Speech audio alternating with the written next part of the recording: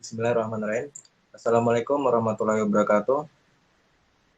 Selamat pagi, siang, sore, dan malam buat saudara semua yang melihat video ini. Di sini kami dari mahasiswa Amikom Yogyakarta ingin mempresentasikan tentang bisnis kami, yaitu Cloud House. Nah, di bisnis kami sendiri sini ada 5 anggota. Yang pertama saya sendiri di sini sebagai owner dari bisnis ini.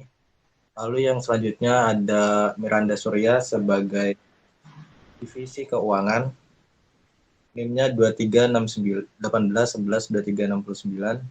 Lalu selanjutnya ada inventaris yaitu oleh saudara Hafiz Fauji. NIM-nya 18112345.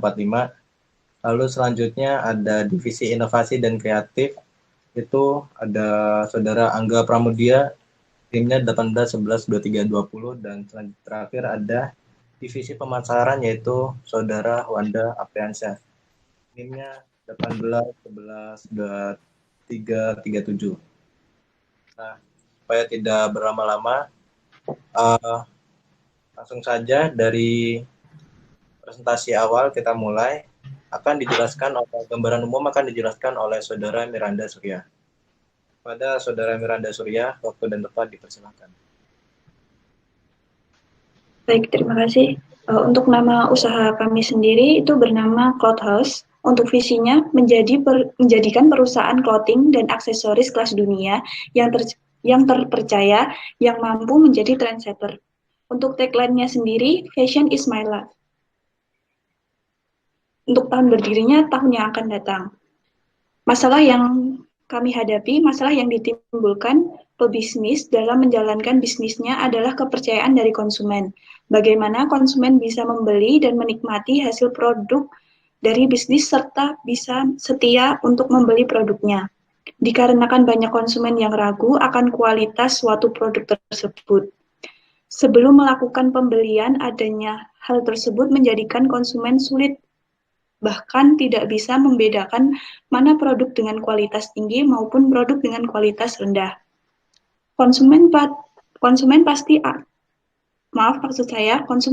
akan melakukan pencarian informasi terhadap brand sehingga tercipta informasi yang efisien.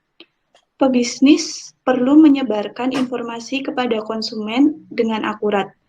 Dengan informasi yang akurat, hal tersebut akan menciptakan kredibilitas merek.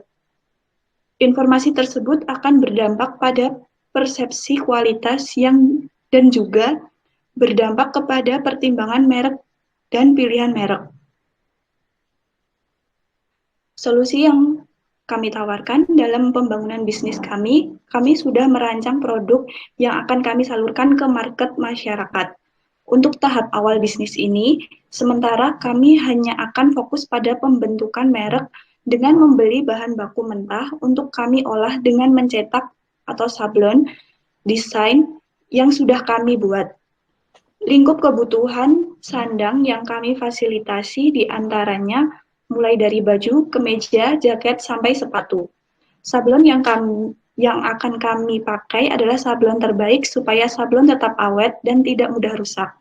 Sablon yang kami ambil seperti sablon rubber, sablon plastisol, sablon DTG yang memiliki kualitas terbaik. Kami menjunjung tinggi nilai kualitas produk yang pastinya dengan harga relevan. Produk kami selain menyesuaikan dengan fashion anak muda saat ini atau tren yang tumbuh di masyarakat. Kami juga berencana untuk menciptakan tren baru dengan desain baju yang akan kami buat sendiri untuk tahapan selanjutnya dari perjalanan bisnis ini. Adalah hasil produk kami jual di pasaran atau sosmed dengan memberikan informasi kepada konsumen agar konsumen bisa membeli dan menikmati hasil produk kami. Untuk dampak sosialnya sendiri, terbukanya lowongan pekerjaan, mengurangi jumlah pengangguran, keuntungan yang dihasilkan, menarik perhatian investor untuk berinvestasi, meningkatnya kesejahteraan karyawan, menciptakan persaingan dalam dunia usaha.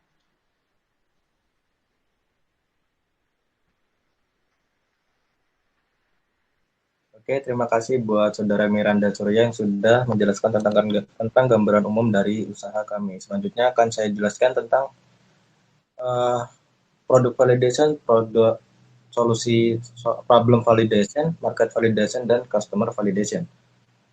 Yang pertama yaitu berawal dari problem validation. Permasalahan pertama itu kepercayaan pasar sangat bergantung bagaimana kualitas sebuah produk itu sendiri. Terkadang harga yang murah tidak menjamin kepuasan pasar terhadap produk yang murah juga.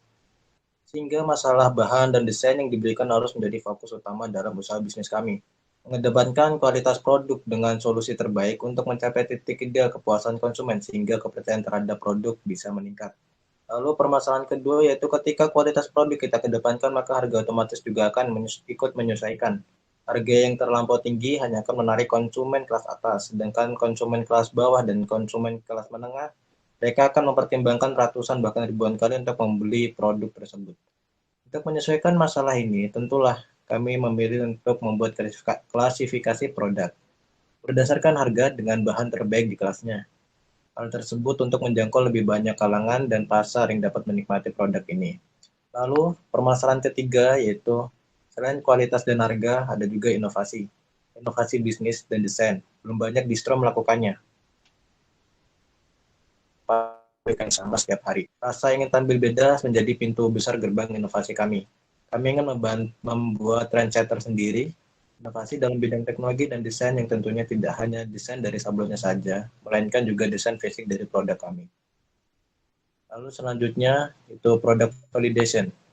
Berdasarkan masalah yang disebutkan sebelumnya, maka bagaimana cara kami untuk menghasilkan produk barang yang dapat menyenangkan dan memuaskan konsumen, yaitu dengan membuat minimum viable product atau biasa disingkat dengan MVP. Sebuah teknik yang kami gunakan untuk mengembangkan sebuah produk yang cukup untuk memuaskan early adopter.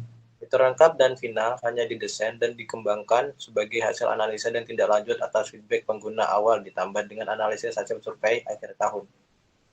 Lalu minimum requirement menjadi hal mutlak dalam setiap pengembangan produk kami. Kualitas bahan tidak boleh lebih rendah dari standar requirement. Dan selalu ada inovasi yang diberikan untuk menambah varian pilihan untuk konsumen. Contoh minimum requirement yang kami terapkan pada salah satu produk kami yaitu salah satunya kaos berupa kain yang minimal memiliki bahan yang halus, awet dan tidak luntur, adem, serta mudah menyerap keringat. Seperti salah satu bahan yaitu cotton combat 30S. Spesifikasi terendah kami menggunakan bahan tersebut dengan menggunakan sablon DTG yang cukup awet murah dan warnanya yang terlihat dalam. Lalu selanjutnya ada market validation. Nah, tidak hanya sebagai kebutuhan primer, pakaian juga menjadi kebutuhan gaya oleh anak muda yang ingin tampil eksis di lingkungannya dan menjamur di beberapa distro adalah jawaban untuk keadaan saat ini. Pangsa pasar sangat luas, tidak kenal tua atau muda, semua butuh sandang yang merupakan salah satu dari 3 unsur kebutuhan pokok manusia. Tidak hanya sebagai pemenuhan kebutuhan pokok, pakaian juga dimanfaatkan sebagai gaya atau menonjolkan karakter diri seseorang. Untuk potensi pertumbuhan pasar terbilang cukup bagus tanda dengan pertumbuhan volume dagang di marketplace sejak pandemi dimulai. Menurut data Tokopedia, total transaksi yang berjalan bahkan naik hingga 2,5 kali lipat dari tahun sebelumnya, sebelum pandemi dimulai. Walaupun secara khusus, untuk produk fashion mengalami penurunan tren selama pandemi, tapi bukan berarti tidak ada harapan. Bisnis ini akan meledak setelah situasi mulai membaik. Lalu bagaimana dengan kompetitor? Kami mengetahui bisnisnya adalah bisnis tua. Sudah tentunya banyak bisnis serupa yang telah berpengalaman, tapi tidak banyak dari mereka yang melakukan inovasi besar. Kami masuk untuk memberikan hal itu, memberikan sesuatu yang berbeda kepada konsumen dengan memanfaatkan teknologi. Untuk mempercepat perkembangan pasar, kami juga membuka peluang untuk reseller dan dropshipper yang akan bergabung. Mereka akan dilatih untuk memperkenalkan produk kepada calon konsumen hingga closing tercapai. Lalu selanjutnya yaitu ada customer validation. Atau customer validation yaitu bertujuan untuk mendapatkan kepercayaan dan kepuasan dari konsumen. Maka kami melakukan interview di awal perjalanan bisnis kami. Lalu nantinya untuk mengetahui apakah produk bisa dikenali, dipahami, dan dianggap cocok bagi calon konsumen, kami akan membuat sebuah survei setiap akhir tahun terhadap kepuasan konsumen untuk dianalisa dan menjadi pertimbangan pengembangan produk untuk tahun-tahun setelahnya. Oke, selanjutnya akan saya jelaskan tentang roadmap dari bisnis kami. Sebelumnya, Cloudhouse ini berjalan dengan acuan per semester atau setiap setengah tahun bisnis ini bergerak. Setiap akhir tahun akan ada survei tingkat kepuasan konsumen terhadap produk yang sudah beredar di pasaran. Untuk semester pertama, itu di semester 2 tahun 2021, yaitu dengan pembukaan perdana dan peresmian berdirinya Cloudhouse. Lalu produksi terbatas pada model kaos dan jaket, lalu pemasaran di Instagram, e-commerce, dan pasar tradisional. Lalu survei customer interest. Lalu di semester 1 tahun 2022 itu kita juga open reseller, mulai open reseller dan dropshipper. Lalu perluasan invasi pasar dan rekan kerjasama tahap 1. Lalu selanjutnya ada semester 2 tahun 2022 itu perluasan invasi pasar dan rekan kerjasama tingkat 2. Lalu produksi perkembangan dengan menghadirkan produk topi dan tote bag. Lalu launching website Cloudhouse dan survei customer interest. Lalu di semester 1 tahun 2023 di sini ada perluasan invasi pasar dan rekan kerjasama fase 3. Lalu produksi perkembangan dengan pengembangan produk sepatu. Lalu ada launching aplikasi Try on our product berbasis AR atau augmented reality. Lalu ada membuka peluang investor juga. Lalu di semester 2 tahun 2023 itu ada perluasan invasi pasar dan rekan kerjasama fase 4. Lalu pembangunan pabrik produksi produk dari Cloudhouse. Lalu ada survei customer interest. Dan selanjutnya di semester 1 tahun 2024 yang pertama ada perluasan invasi pasar dan rekan kerjasama fase 5. Lalu launching event pameran perdana produk dan katalog dari Cloudhouse. Seperti itu untuk roadmap selama 6 semester dari bisnis Cloudhouse kami. Selanjutnya akan dijelaskan tentang ukuran pasar dan value chain dari bisnis kami. Akan dijelaskan oleh Saudara Hafiz Fauzi. Kepada Saudara Hafiz Fauzi dipersilakan. Oke, selanjutnya adalah ukuran pasar. Pangsa pasar yang kami cakupi cukup luas, di mana dimulai dari usia 12 tahun sampai 50 tahun masih menjadi pangsa pasar kami. Tentu kami lebih memusatkan ke remaja atau ke mahasiswa yang berusia 17 sampai 25 tahun. Dan kaos yang tidak dibatasi gender bisa untuk laki-laki maupun perempuan. Jadi yang harus lebih kami pikirkan adalah konsep dan desain pada kaos kami sendiri. Analisis kompetitor. Pesaing kompetitor dari perusahaan Cloudhouse memiliki produk hampir sama dengan perusahaan Cloudhouse kami dengan menargetkan pasar kelas atas dan kelas menengah dengan harga terjangkau dan kualitas baik untuk di kelasnya. Sebagai perusahaan Cloudhouse yang baru saja berdiri, kami terus meneliti dan menganalisa pesaing, bagaimana konsumen berkomentar di sosial media mereka, dan kami menemukan yang sangat membuat kami optimis menargetkan pasar kelas bawah, akan tetapi dengan kualitas yang tidak kalah di kelas menengah dan atas. Selanjutnya adalah model bisnis kanvas. Key partners competition. Cloudhouse bergerak di desainer dan penjualan baju yang bekerja sama dengan supplier pabrik tekstil. Target pemasaran kami yaitu tradisional market dan modern market. Kemudian key activities. Produksi. Cloudhouse untuk sementara waktu bergerak mendesain dan memproduksi baju. Selanjutnya adalah key resource. Brand copyright. Di sini brand kita didaftarkan ke Haki agar brand kita tidak ada yang meniru, dan jika ada yang meniru maka akan ditindaklanjuti. Kemudian value proposition. Yang pertama adalah kenyamanan.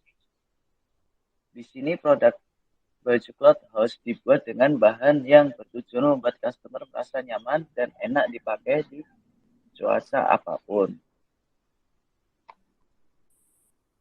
Kemudian getting the job done. Produk baju Cloud ini bisa menyelesaikan keluhan customer pada saat cuaca panas maupun hujan. Status brand. Di produk Cloudhouse ini memiliki kelas sultan harga merakyat yang setara dengan brand nasional sehingga customer bisa percaya bahwa produk ini bisa berkembang di milenial. Customer relationship long term. Dengan membeli produk Cloudhouse ini, maka customer bisa mendaftarkan kartu member yang bertujuan untuk mendapatkan diskon di event-event tertentu. Kemudian channels direct. Karena produk kita ini sudah memiliki sosial media yang dimana semua orang bisa melihat katalog produk kami dan juga bisa memesan langsung di sosial media. Kemudian customer segment, niche market.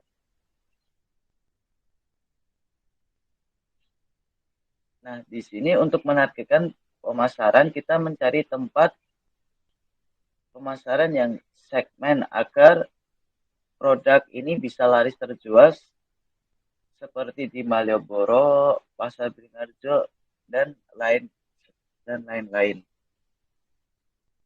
Kemudian cost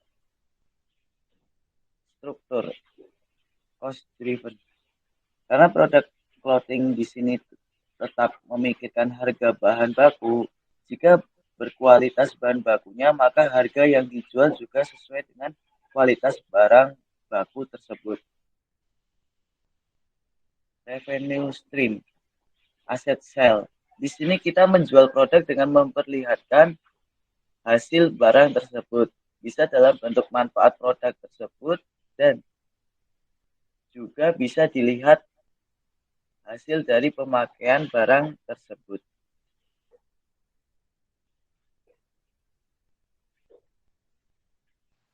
Oke, terima kasih buat Saudara Hafiz Fauzi. Nah, berikut ini itu susunan dari tim Cloudhouse.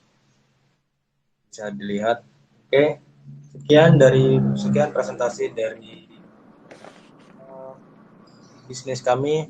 Untuk Saudara Wanda, apakah ada yang ingin diketahui? Terima kasih sudah memberi saya kesempatan. Ada beberapa pertanyaan. Yang pertama, mengapa perusahaan atau toko Cloudhouse menggunakan tagline "Fashion is Life"? Yang kedua, jika perusahaan berdiri, bagaimana solusi memasarkan di masa pandemi ini? Yang ketiga, jika perusahaan atau toko Cloudhouse berdiri, berapa yang dibutuhkan modal dan target penghasilan per tahun toko Cloudhouse? Terima kasih. Oke, terima kasih buat pertanyaan dari Saudara Wanda. Untuk pertanyaan pertama yaitu tentang tagline. Mungkin Saudara Miranda bisa menjawab.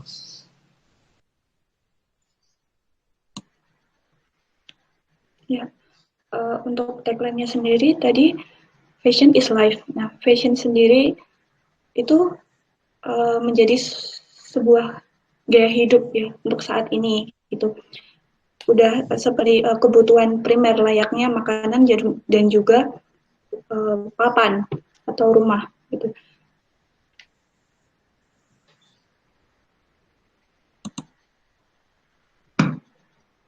Dan juga fashion sendiri itu untuk remaja itu penting sekali karena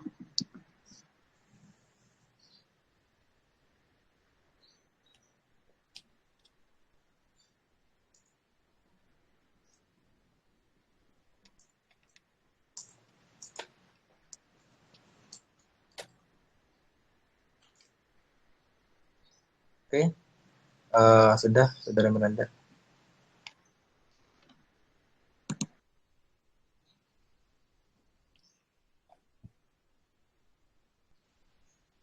Oke.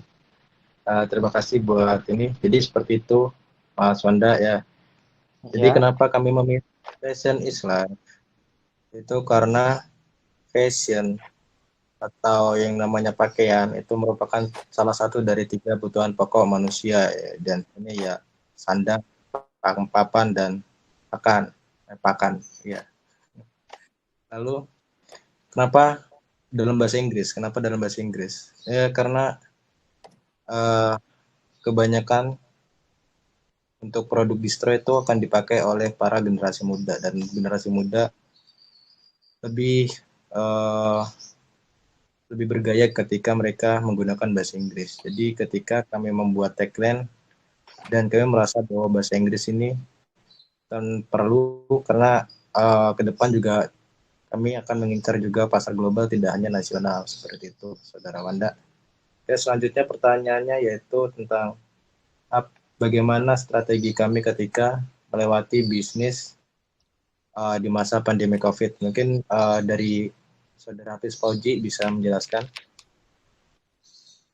Ya, untuk bisnis kami saat pandemi kita ini bisa berjualan dengan online karena di model bisnis kanvas kami tersebut itu ada channels yang berbunyi karena produk kita ini sudah memiliki sosial media. Jadi kita penjualannya bisa melewati sosial media, yang dimana sosial media itu bisa dilihat oleh semua orang, bisa melihat katalog produk kami, dan bisa juga memesan langsung di sosial media.